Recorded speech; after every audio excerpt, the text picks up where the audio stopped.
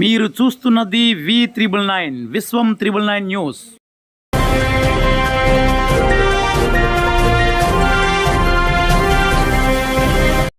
చంద్రబాబు నాయుడు గారు గొప్ప అవకాశాన్ని మీరు ఆల్రెడీ పోగొట్టుకున్నారు. జూన్ 5నే మీరు ఇండియా కూటమి ప్రధానమంత్రిగా ప్రమాణం చేసినా లేదా మోదీ గారిని deputy prime minister, home minister, finance minister, foreign minister ఏదైనా అడిగితే మీకు ఇచ్చారా? ఇవ్వలేదు. 240 సీట్లు బీజేపీకి ఉన్నప్పుడు మిమ్మల్ని నితీష్ కుమార్ని వాడుకొని ఇప్పుడు 309కి వచ్చారు. ఇప్పుడు మీ 16తో మీరు బయటకు వచ్చినా వారికి చేసే నష్టం లేదు.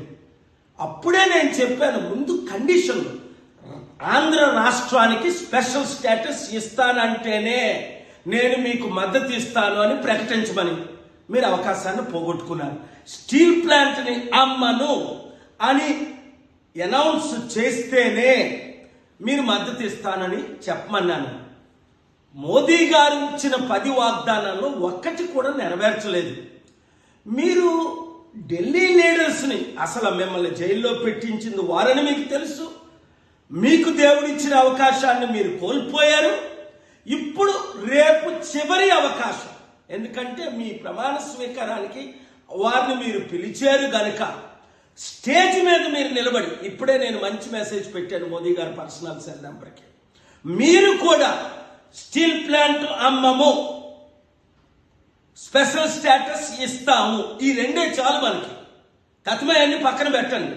స్పెషల్ స్టేటస్ ఇస్తే 100,000 కంపెనీలు మనం తీసుకొచ్చి ట్యాక్స్ కట్టకుండా వారికి ఆ కంపెనీల ద్వారా లక్షల ఉద్యోగాలు ఇవ్వగలమని మీకు తెలుసు, నాకు తెలుసు.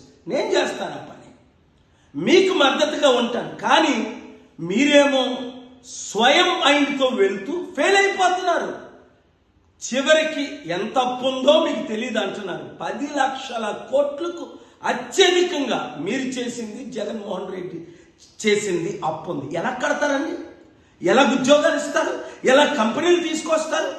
ఇంత మంచి అవకాశాన్ని పోగొట్టుకుంటే 94 గుర్తించుకోండి, 2004 మీరు దేశ నాయకులు ఎలాగైనా అవ్వాలి. నేను ఇచ్చిన సలహాలన్నీ అప్పుడు మీరు ఫాలో అయ్యారు. ఇప్పుడు నా సలహా తీసుకోవడానికి ఇష్టం లేదు సరికదా? మీ బాలకృష్ణ అల్లుడిని గెలిపించడానికి నన్ను కూడా 6 లక్షల ఓట్లు నావి ఈవీఎం ట్యాంపరింగ్ చేసి ఇంత శత్రువుగా నన్ను ఎందుకు చూస్తున్నారు?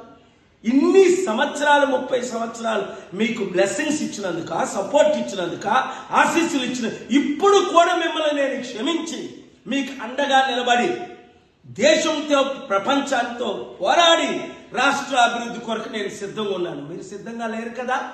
ఆలోచించండి, దైవ నిర్ణయాలు తీసుకోండి.